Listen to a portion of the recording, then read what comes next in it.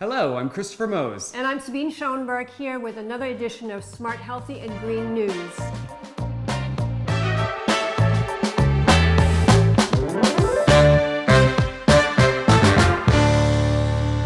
First up today, we're talking about energy efficiency, particularly here at the Greenwich House. We just got the first energy bill, and what was the savings?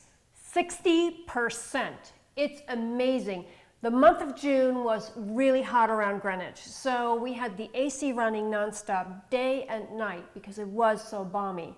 And with that, 60%, or a grand total of $197 a month in electricity. That is amazing. Now, some of the innovations that went into achieving that level of energy efficiency in home building, we know of the obvious. HVAC systems, appliances, they're big suckers of energy. We've got geothermal here, we've got Miele energy efficient appliances, but there are some other elements that go into building a home to achieve that level of savings. Yes, it's really not just one product. I've talked about it a lot, and it's really true in the sense that some of the products you can't even see. Take, for example, the Blue Skin, air and water infiltration barrier, but boy, is it doing its work for us.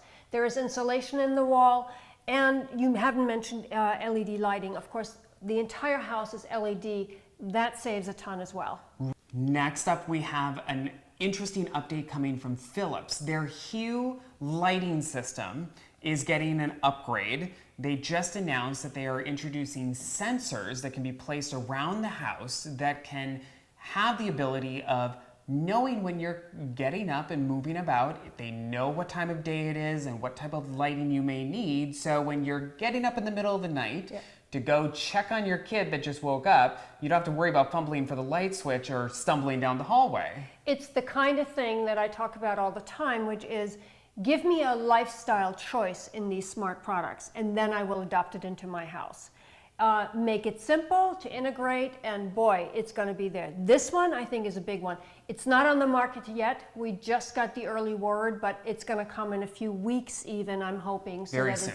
Very soon, so that everybody can take advantage of this. I think this is going to be a major upgrade. And it's interesting how these new technologies are, as you were mentioning, really feeding into that lifestyle enhancement. So it's how do we live within the house, and how do we get around better without having to deal with all the extras. This is exactly what I'm going to be talking about at CDN next week, because I believe smart home technology is right at that bubble point where it's going to break out.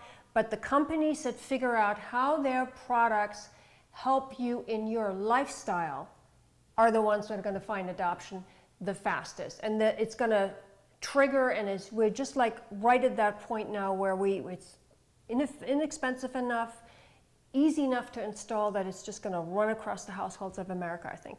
Another update is around a chemical that just seems to leach into our environments in the home, and it might be going away. Well, that would be the good news, because it's formaldehyde, and that stuff is hidden in so many of our products that surround us.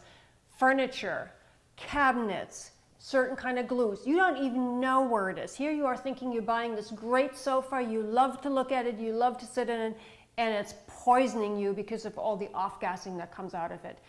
I am so happy that something is really being done about it, because let's face it, why surround yourself with that stuff in the first place? It's less to take out of your air in your house, but not having it in the first place obviously is the ideal choice. So kudos to the government on this one. I can't wait for this to be fully implemented and also inspected. In the meantime, we cannot stress enough, when you are buying furniture, carpets, looking at things that have adhesives in them, ask the people you're buying products from. Ask the manufacturing for the manufacturing data. You want to really see it. This is serious health stuff you want to get ahead of. So stay away from formaldehyde. Finally today, we have a little nugget for those tiny house enthusiasts. We found this space-age pod tiny house coming out of Europe, solar, wind. It's really kind of cute. It is cute. It looks like a little smaller version of the old Airstream. The best part is, if you do want to be mobile, be off the grid. This way you can go any place. That's really its best benefit. It's solar, it's wind powered.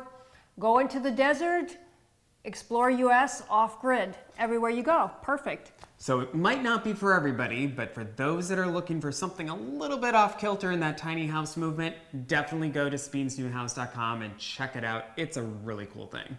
I agree. It's for you and your dog. Thanks for watching. Be sure to subscribe to our YouTube channel and check out our recent project, the Greenwich House. You can find more information on what we talked about today at sabinesnewhouse.com.